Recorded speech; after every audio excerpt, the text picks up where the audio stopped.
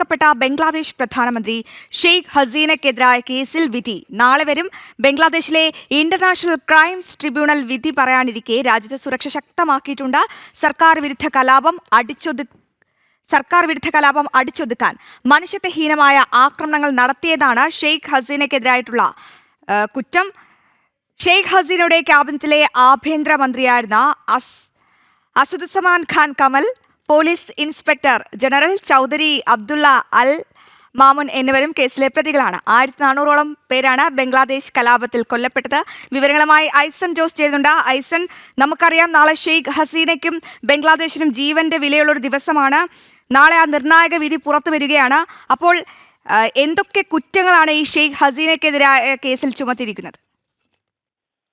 അശ്വതി, ഷെയ്ഖ് ഹസീനയ്ക്കെതിരെ ചുമത്തിയിരിക്കുന്ന കുറ്റം എന്ന് പറയുന്നത് ഗൗരവതരമായ മനുഷ്യത്വഹീനമായ ആക്രമണങ്ങൾ നടത്തിയെന്ന ഒരു കുറ്റമാണ്. നമുക്കറിയാവുന്നതാണ്, ബംഗ്ലാദേശ് കലാപകാലത്ത് കലാപത്തെ അടിച്ചൊതുക്കുന്നതിന് വേണ്ടി വലിയ തോതിലുള്ള ആക്രമണങ്ങൾ നടത്തിയെന്നാണ് ഷെയ്ഖ് ഹസീനയ്ക്കും അതുപോലെ തന്നെ നേരത്തെ സൂചിപ്പിച്ചതുപോലെ അസദുസ്സമാൻ ഖാൻ കമൽ, അതുപോലെ തന്നെ പോലീസ് ഇൻസ്പെക്ടർ ജനറൽ കൂടിയായ ചൗധരി അബ്ദുള്ള അൽ മാമുൻ എന്ന് പറയുന്ന 3 പേർക്കുമെതിരെ ചുമത്തിയിട്ടുള്ളത്. നേരത്തെ നമ്മൾ സൂചിപ്പിച്ചതുപോലെ ഈ 3 പേരിൽ ഷെയ്ഖ് ഹസീനയുടെയും അസദുസ്മാനിന്റെയും വിചാരണ അവരുടെ അസാന്നിധ്യത്തിലാണ് നടന്നത്. അവരുടെ സാന്നിധ്യത്തിലല്ല ആ വിചാരണ നടന്നത്.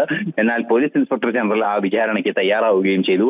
അതിനുശേഷം ആ വിചാരണ നേരിടുകയും ചെയ്തു എന്നാണ് അറിയാൻ സാധിക്കുന്നത്. ഈ കേസിലാണ് ഇപ്പോൾ വിധി പറയാനിരിക്കുന്നത്, അല്ലെങ്കിൽ ഇപ്പോൾ നാളെ രാവിലെ നിർണായകമായ വിധി പറയാനിരിക്കുന്നത്. ഈ വിധി പറയാനിരിക്കുന്ന സാഹചര്യത്തിൽ വൻതോതിലുള്ള സുരക്ഷാ സംവിധാനങ്ങളും ബംഗ്ലാദേശിൽ ഒരുക്കിയിട്ടുണ്ട് എന്നാണ് മനസ്സിലാക്കാനും സാധിക്കുന്നത്.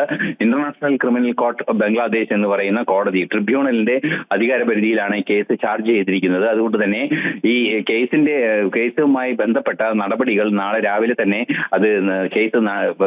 വിധി പറയുന്നത് സംബന്ധിച്ച നടപടികൾ നാളെ രാവിലെ തന്നെ ആരംഭിക്കുമെന്നാണ് അറിയാൻ സാധിക്കുന്നത്. ഒക്ടോബർ 28-ന് ഇത് സംബന്ധിച്ച എല്ലാ നടപടിക്രമങ്ങളും പൂർത്തിയാക്കിയിരുന്നു.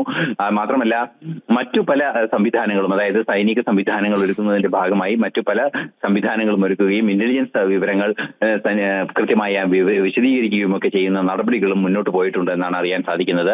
സുരക്ഷ ഉറപ്പാക്കുകയും അതേസമയം ഷെയ്ഖ് ഹസീനയുടെ വിധി കാര്യക്ഷമമായ രീതിയിൽ നടപ്പാക്കുന്നതിനുള്ള നടപടികൾ സ്വീകരിക്കുകയുമാണ് നിലവിലെ സാഹചര്യത്തിൽ ലക്ഷ്യമിടുന്നത് എന്നാണ് മനസ്സിലാക്കാൻ സാധിക്കുന്നത്. ഐസൻ, എന്തായാലും ബംഗ്ലാദേശിലേക്ക് ഇനി ഷെയ്ഖ് ഹസീനയ്ക്ക് ഒരു റീ എൻട്രി അത് ഉണ്ടാകുമോ എന്നാണ് കണ്ടറിയേണ്ടത്. ബംഗ്ലാദേശ് പ്രധാനമന്ത്രി ഷെയ്ഖ് ഹസീനയ്ക്കെതിരായ കേസിൽ വിധി നാളെയാണ്.